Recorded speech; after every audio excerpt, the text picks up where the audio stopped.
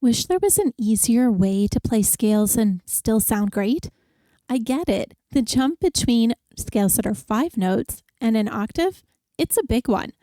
So you're about to learn a trick that lets you use all the notes of the scale, but without worrying about all those traditional finger numbers. So first of all, what is a scale? A scale is just notes played in a particular pattern. And depending on what pattern it follows, that changes the name of the scale. So if you're needing a refresher or you've never played them out before, I would check out how to play beginner major scales on the piano. Now, a full octave scale covers 8 notes, starting and ending on the same note. So something like C major or F major would start on C for C major or F for F major. Now, let's take a quick look here. If I wanted to play, say, F major,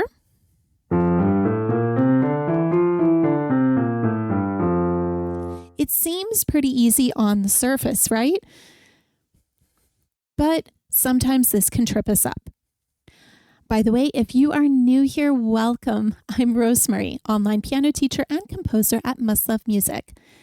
If this is helpful, please consider subscribing. It means more than you can know. Why are scales on the piano tricky? Well, let's take a look here. What if I go...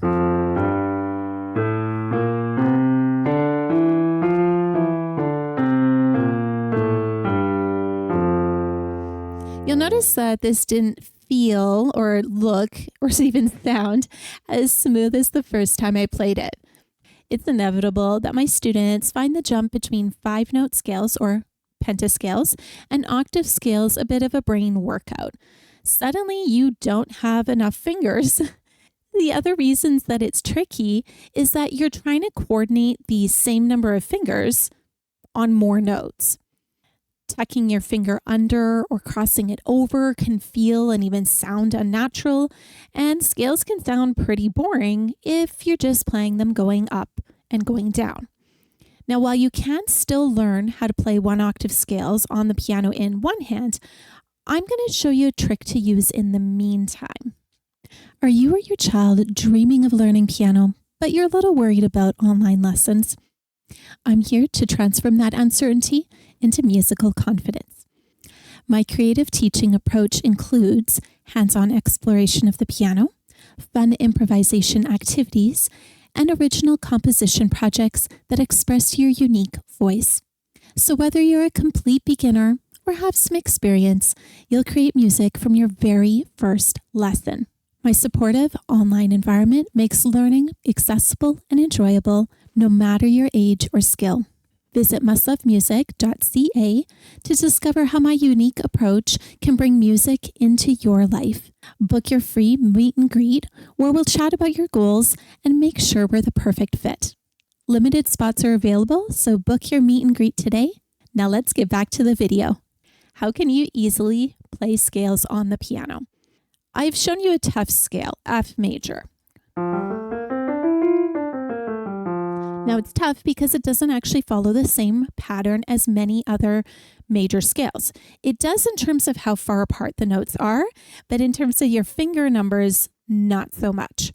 Now this is the one that gets my students every single time, and they need extra strategies to get to the point where it becomes easy. This video or this trick that I'm going to show you is really about if you're not ready for the full octave scale yet, what can you do so that you have a bit of a shortcut you can use to mix up your practice and maybe even create a little music of your own. Rather than trying to play the whole scale, so in our right hand, normally we would go 1, 2, 3, 4, 1, 2, 3, 4. And you're thinking, oh, that's easy.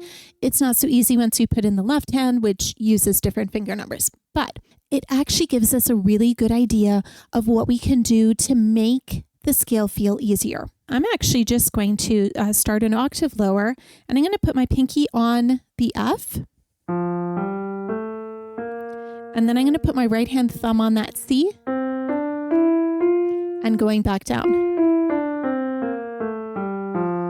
Now you can do this with any scale.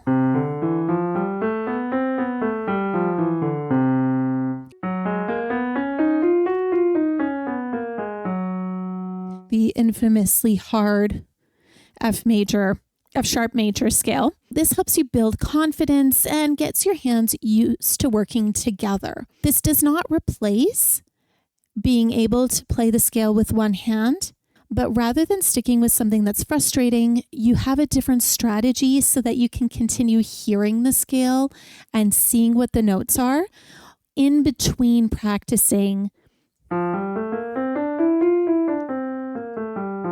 We've done 4 notes in each hand. I did promise you that we would do something that would allow it to sound a bit more musical. So what if instead of having the F, G, A, B flat on the bottom in our left hand, thumbs are going to both be on F? Sounds a little like a different scale, but listen to this.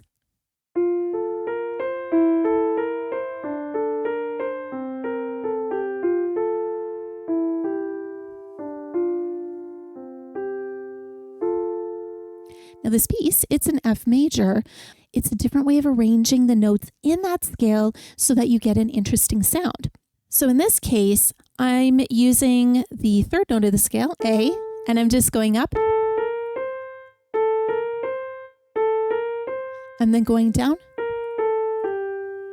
And in my left hand, I'm actually starting with what's known as my tonic note, the F, and I'm just moving down.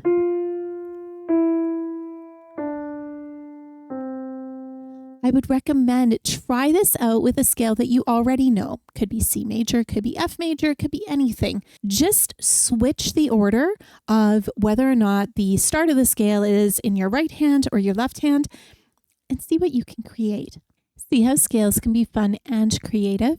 I mean, that's the beauty of using patterns in your playing. So whether you're working on the whole scale, you're using one hand to play all 8 notes, or whether you divide it between 2 hands as a break from that strategy, definitely try this out at home. If you're enjoying this, be sure to check out my pattern-inspired beginner playlist, where you're going to find more examples how scales and patterns come together to create music that's simple yet diverse. Be sure to hit that subscribe button, and let's make piano playing easier and more enjoyable together. Thanks and happy playing.